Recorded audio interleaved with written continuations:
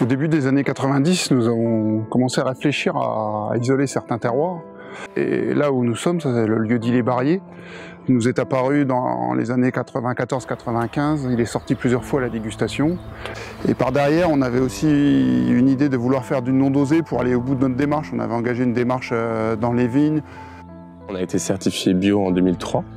On fait vraiment tout ça pour le final qui est le vin. Tout ce qu'on va essayer de faire, c'est pour essayer de faire ressortir le terroir dans notre vin.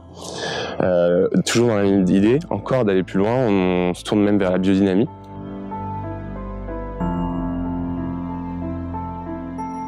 Et l'idée, c'était le raisin, rien que le raisin, et cette parcelle-là s'y prêtait bien. On s'est dit, ce côté minéral, mais très pur, très net, qui permet d'avoir une très grande longueur en bouche, nous a vraiment plu.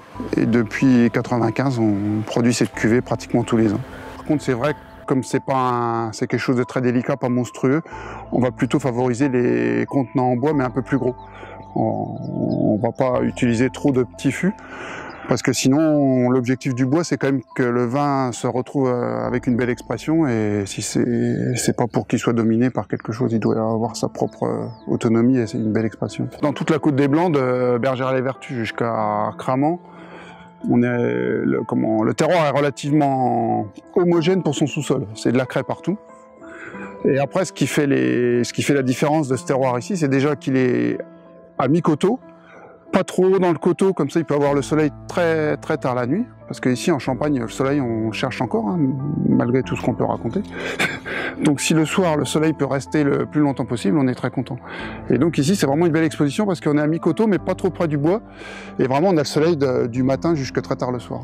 On va essayer de pousser cette maturité au maximum que l'on peut faire. Après, ce qu'il faut trouver, c'est l'équilibre entre la maturité, donc le sucre dans le raisin, et la complexité, c'est-à-dire qu'il y a quelque chose à manger, en fait, tout simplement, quand vous mangez le raisin, et qui va se retrouver dans la complexité du vin. Le Terre de Vertus 2010 a les caractéristiques du Terre de Vertus.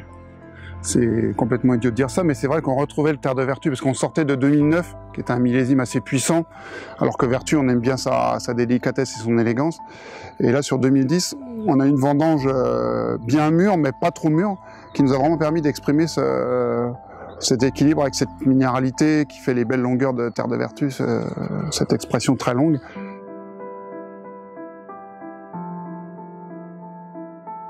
Sur ce vin-là, c'est vraiment un petit peu l'accomplissement de ce qu'on a essayé de faire dans toute notre démarche depuis 25 ans.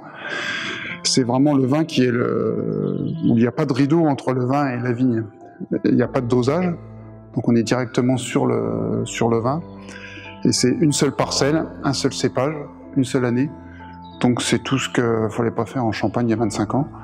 Donc là c'est vraiment dans la pureté, c'est adapté aux fruits de mer ou sur tout ce genre avec les huîtres, c'est parfait. Et parce qu'il y a un côté très salin, il n'y a pas du tout de sucre, donc ça ne vient pas s'entrechoquer avec les côtés iodés des fruits de mer.